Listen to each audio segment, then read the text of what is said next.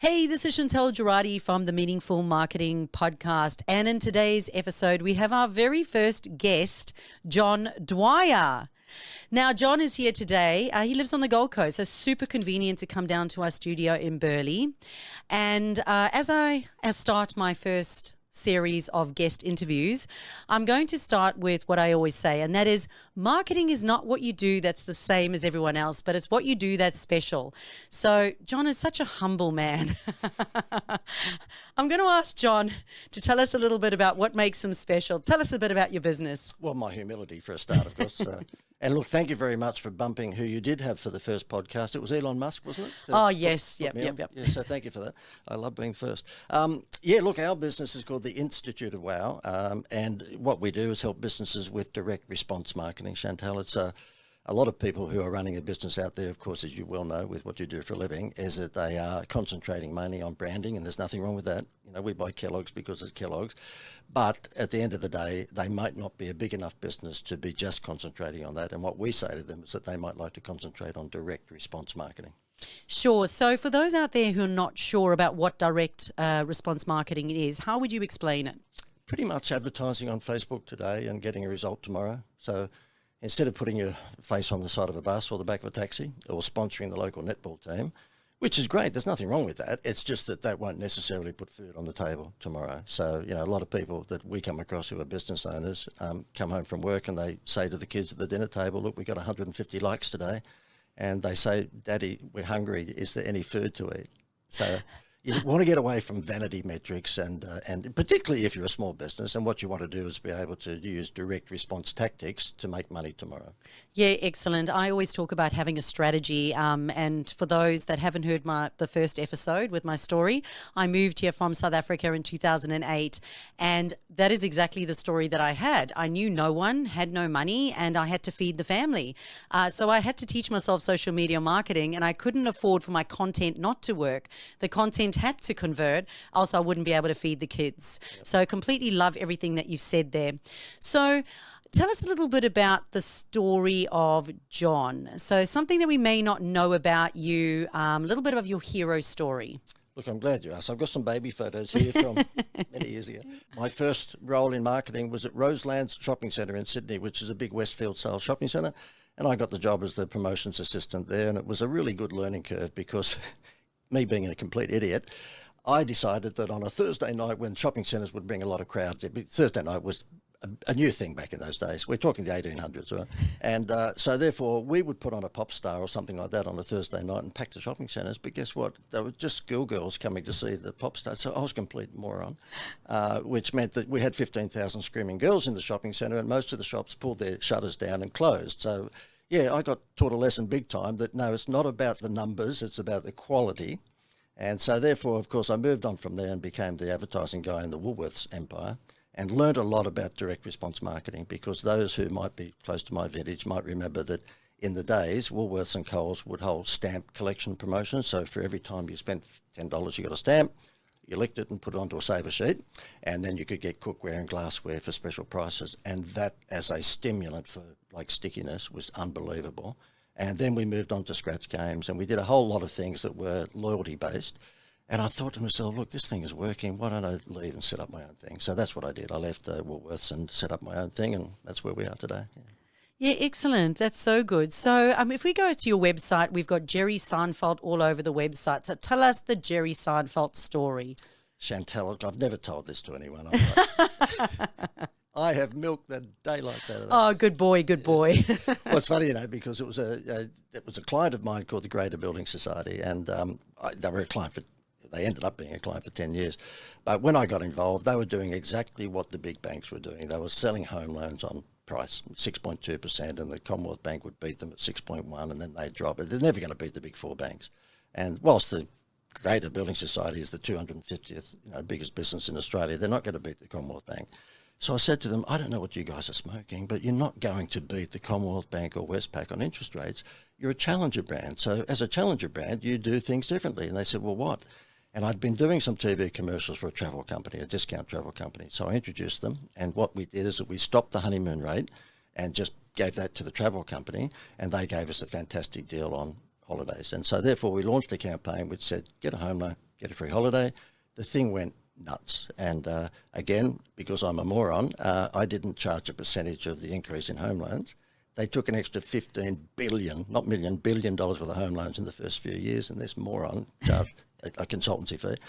And then about 4 years into it, then we took it up a level, and I won't bore you with the details, but I convinced, after annoying him for 6 months, I convinced Jerry Seinfeld to be the spokesman for the bank. And so when he came on, it just went to a whole new level. Yeah, so I'd go to New York throughout the 3 years, and Jerry would basically stand in front of a mock-up building society and tell gags, and of course we captured those to put them on TV as TV ads. And once Seinfeld got involved, the results just went up again.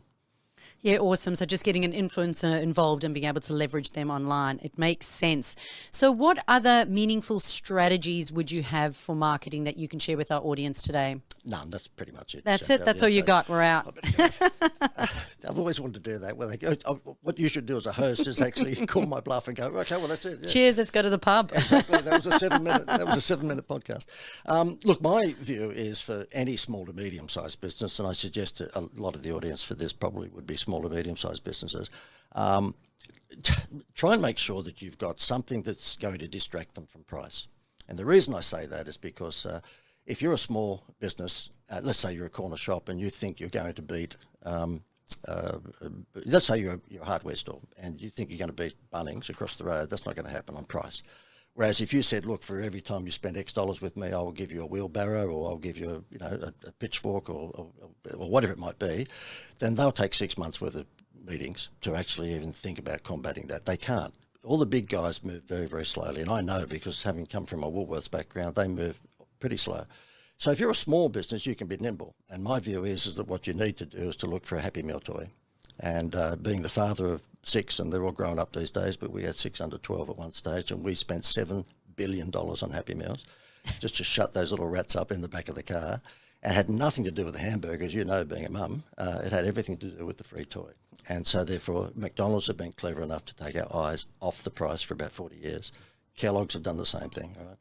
So my view is that what a small business should look for is what Kellogg's and McDonald's have been doing forever, and that is some sort of incentive to actually take their eyes off your price. Because if you think you're going to beat Kmart or Big W or Bunnings on price, then you're in Disney World. Yeah. Yeah, absolutely love that. I always say to everyone, it's like if you make it about the price, if you start going value, price, upsell, downsell, and you start drawing their attention to it, you're stopping them from actually focusing on your point of difference, from the value that you're offering, and your special glitter or juice. Yep. So we make it more about you, make it more about your point of difference, make it more about your niche and what it is that you do that's different from everyone else. And that's why I love this whole concept of meaningful marketing, because it's meaningful for you and it's meaningful for them as well. Mm. You know what happened though, Chantal, as a result of the Seinfeld thing?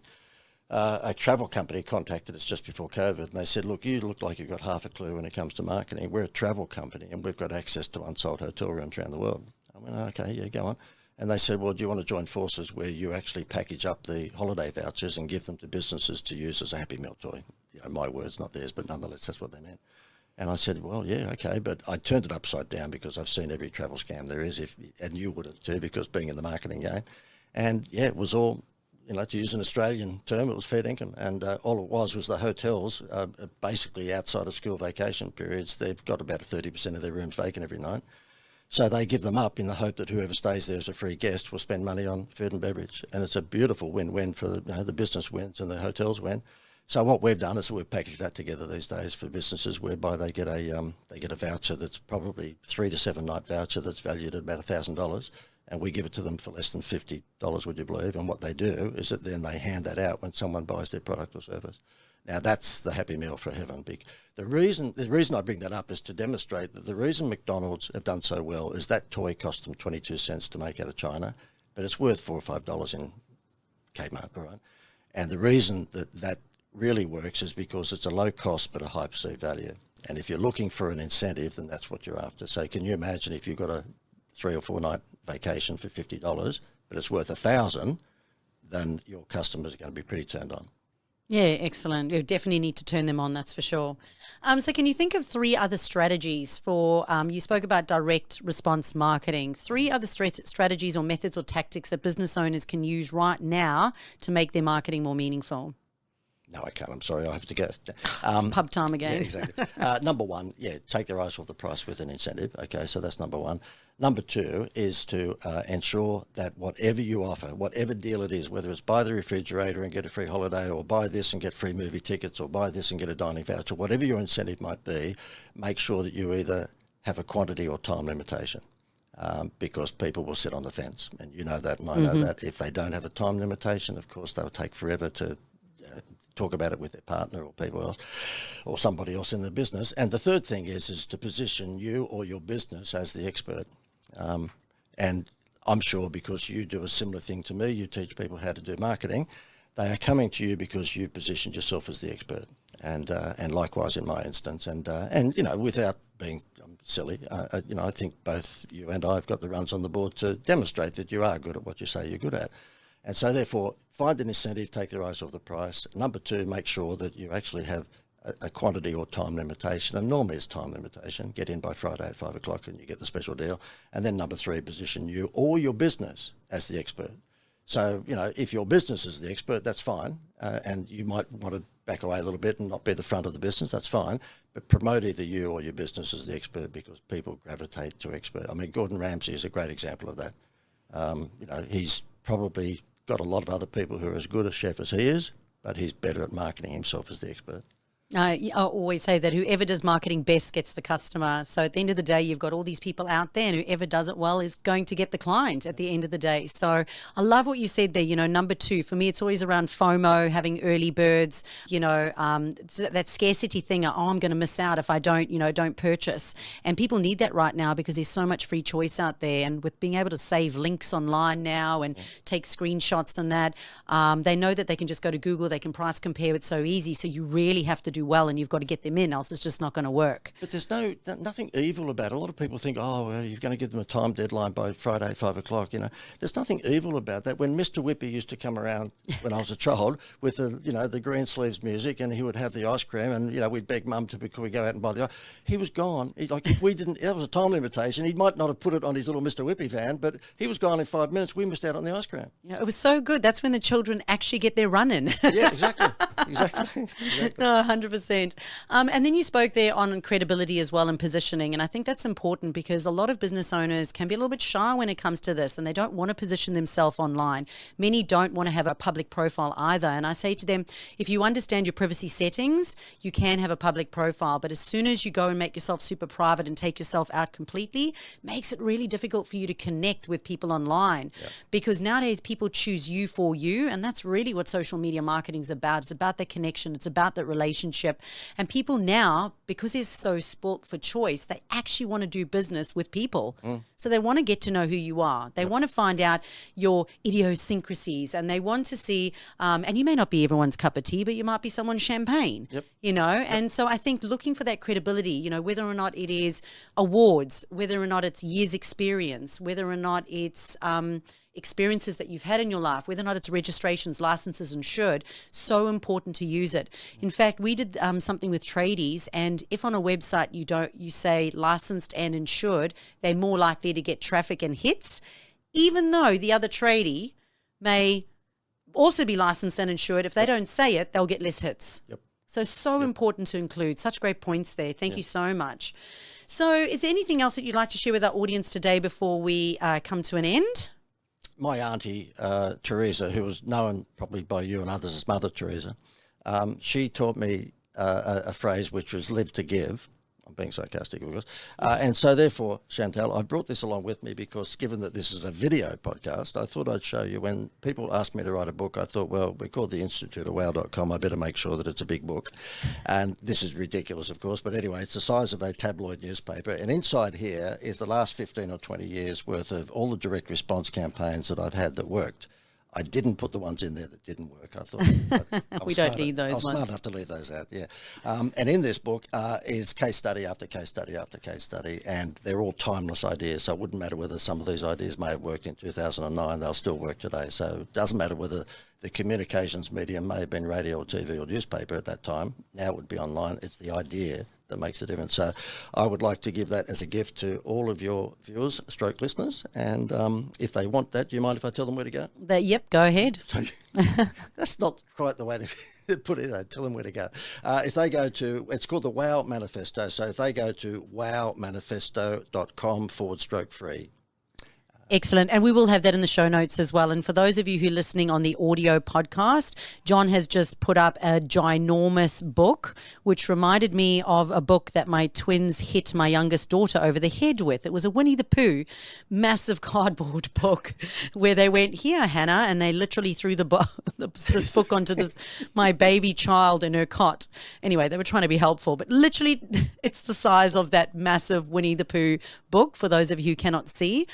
So you can go on to his website. We will put the link in the show notes as well, and you can go in and download that resource and have a look at some of the direct response marketing tactics that are working right now. But what they can do, Chantal, they can just swipe them. Seriously, I mean, although it sounds ridiculous when I'm being sarcastic and say live to give, the thing is that within that book, they can just swipe these things and use them themselves. So it's not one of those bait and switch offers whereby, look, you get into the book and it goes halfway through the idea and then stops.